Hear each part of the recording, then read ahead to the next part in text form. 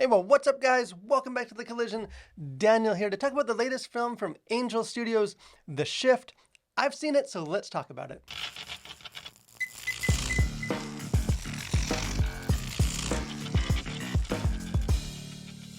So, faith-based stories historically have developed a reputation, somewhat justified, of sort of being synonymous with subpar quality or just sort of sermonizing tendencies or just a whole bunch of good old-fashioned cheese. But really, that kind of unfavorable narrative has been changing in recent years. But Angel Studios, the company behind the hit series The Chosen, as well as the real box office breakthrough earlier this year, Sound of Freedom, have been very kind of instrumental in changing that unfavorable narrative. And in their new movie, The Shift, which is sort of a science fiction dystopian retelling of the biblical book of Job.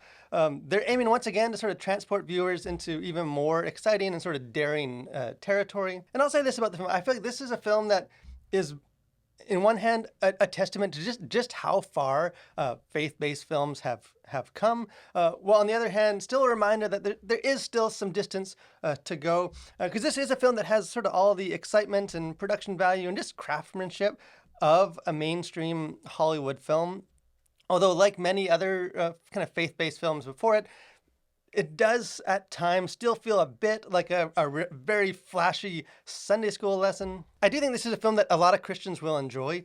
And while maybe non-Christian audiences may find sort of the sermonizing aspect of it just a little bit too heavy-handed, I do think there is enough sort of quality to enjoy to at least sort of earn the benefit of a viewing. And a test I often apply to faith-based films, sort of discern whether I'm affirming just, the good or if I'm just affirming the agreeable, is to ask myself, if the message being communicated in this film was reflecting a religion that was not my own, would I still enjoy the film? Because a lot of kind of lackluster faith-based films do tend to get a free pass just because it's very much preaching to the choir. But thankfully, The Shift is not one of those movies. In fact, I think a lot of, maybe all of my criticisms towards this film are actually directed towards the faith-based elements rather than sort of the more technical kind of filmmaking aspect of this.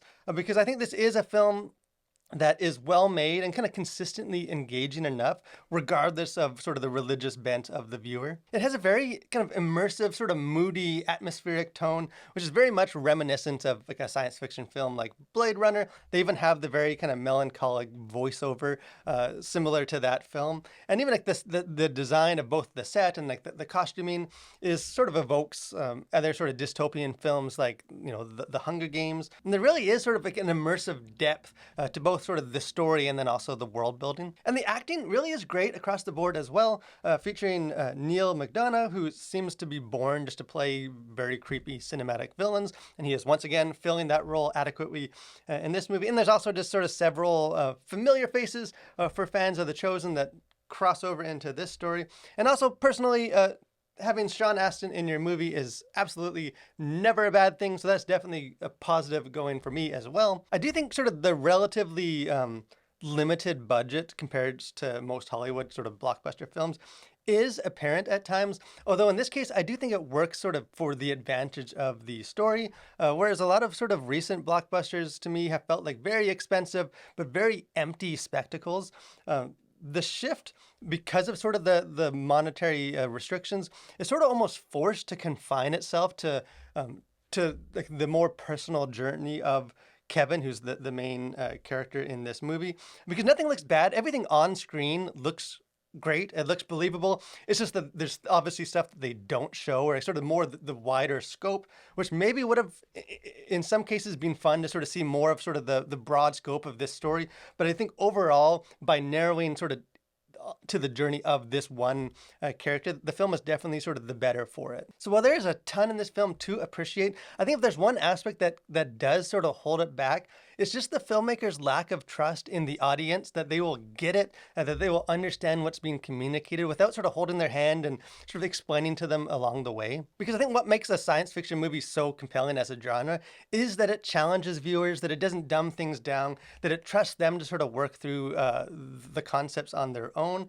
I think the moment a science fiction story starts to like explain itself stops being as engaging of a story. And The Shift wants to kind of boldly step into the science fiction genre and tell a gripping narrative. It does seem like it still has one foot sort of firmly planted behind the church pulpit. For example, you won't need to be a Bible scholar to tell that this is a modern retelling of the biblical book of Job, because the movie puts verses from Job on the screen, and when Kevin, the main character, is asked to recount a biblical story from memory, you can probably guess which story he chooses to tell. A hint, it's Job. But maybe even more, kind of more problematic, is just that sort of when Kevin or Gabriel, who is Sean Astin's character, as sort of throughout the story, they struggle with issues like doubt or grief or just sort of a crisis of belief.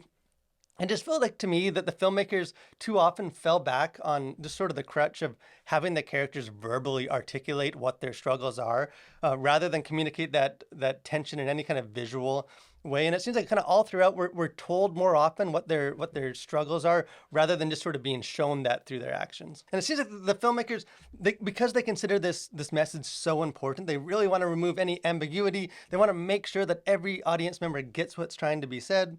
But I think in the process, some of that message does lose sort of its potency, and it makes the whole experience a bit more of a passive thing where you're being kind of preached to, rather than more actively engaging with the material and kind of working through it in a more personal sense. As far as content to consider, things going on the surface of this thing, really not very much at all. Language, there's no profanity. The closest this thing gets is one character says pissed and another character says crap. But other than that, nothing as far as language goes. Violence, there are some relatively kind of mild, bloodless action scenes where characters are shooting and characters get killed, but really nothing gratuitous or alarming that's depicted like in camera. And as far as sexuality, nothing here either. The only thing is that there is a scene where Kevin is sort of watching on in a movie theater essentially, and flipping through kind of versions, versions of himself and other kind of alternate realities. And one of those versions takes place in like a strip club, and you see the character beside two women, everyone's fully clothed, and you see sort of like close in the foreground the strippers pull and like the feet, but you don't see anything beyond that, and then it shifts away. So really nothing concerning with that. As far as things, kind of themes going on beneath the surface of this film has some interesting concepts that it is exploring, that it is sort of the characters are working through. And one of those, probably the main one, is kind of the destructive power of sin, because The Shift is very much a movie about the far-reaching consequences of our free will and of our choices, kind of demonstrating how seemingly insignificant choices we make can actually have far-reaching sort of dramatic impact on both us and then also just sort of the world and the people around us. And at one point, sort of the villain, the devil in this, is telling Kevin, he says, "Do you know what evil really is? When you break it down, it's not scary, it's not blood rights and horns, it's none of that nonsense, it's just selfishness. Self above anyone else." And that really is the tension in this film. It's not a movie that is about the character sort of confronting, trying to defeat the devil, but it is more about Kevin overcoming his own sort of internal selfish, sinful nature. Because in the film, sort of these alternate dimensions are portrayed as like the product of our choice. As we make choices, that creates sort of infinite realities where maybe we made different choices, or we can kind of see, trace the impact of those choices. And so kind of the different doppelgangers, the versions of Kevin, are in a way sort of reflections of his same nature, the choices he could have made, driven by sort of the same selfish tendencies that he has. And the devil in this is portrayed as a liar whose power is to sort of play on our own perceptions, and kind of showing that he doesn't necessarily need to kill the characters. He just needs to sort of subtly shift the direction of their life, kind of let them give in to their own selfish internal tendencies, and sort of let the consequences come from that. So definitely some stuff for Christians to work through with that. Maybe one other theme is just sort of God's silence. I think there is some danger in a retelling something like the biblical book of Job, which is a very unique and special case in the Bible. So I think we need to be careful about not like taking that as like the template of how God operates, because it just isn't the case in the Bible. But I think by telling the story of Job, it does offer just sort of a relatable experience of just what do we do in difficult circumstances when it seems that God is silent. He's not sort of acting as though we think he should do, or hope he will. And that's sort of Kevin's experience in this film. He's a hero in the world that stood up to the devil, and yet it seems like God has sort of abandoned him, that he's left on his own, that God hasn't followed followed through. And even like Sean Astin's character sort of asked and said, hey, you think you'd be getting a bit more support. What do you think you're doing wrong? And I think in Kevin's head, like, he knows he needs to be patient and endure, but in his heart, he struggles with sort of a sense of abandonment and mistreatment and having to kind of wrestle with kind of finding God amidst this world. So definitely, I think there's some powerful themes for Christians that they can relate to, and also I think find encouragement from this film. So kind of in the end, I think despite some of its heavy-handed tendencies, The Shift absolutely is a step forward in sort of the faith-based genre. It is a movie that Christians won't need to sort of sheepishly just call inspiring or wholesome while turning a blind eye to just the poor craftsmanship or uninventive story. This is a movie that can be praised for like, the good it has to offer rather than just the bad stuff that it doesn't. I think it's sort of like the characters in the story. This does offer like a glimpse of an alternate reality where faith-based films are every bit as sort of imaginative and well-made and kind of intellectually stimulating as any Hollywood film. I don't know if this movie quite gets us there yet, but at least for me, it just does give me hope that we're going in the right direction. But hey, what do you guys think? I'd love to hear your thoughts. If you guys check out this movie, if you found it powerful, if you found it too heavy-handed, if you're excited for sort of the direction of these faith-based films and sort of going in the science fiction direction, would love to have a conversation. So jump in the comment section, let me know your thoughts. And if you haven't done so, I encourage you guys, subscribe to our channel, become a Collider, and we'd just love to have you be a part of what we're doing here, movie reviews and podcasts and just a bunch of other fun stuff. So join us with that. But most of all, guys, thanks for watching, stay safe, and continue to collide with your world for Christ.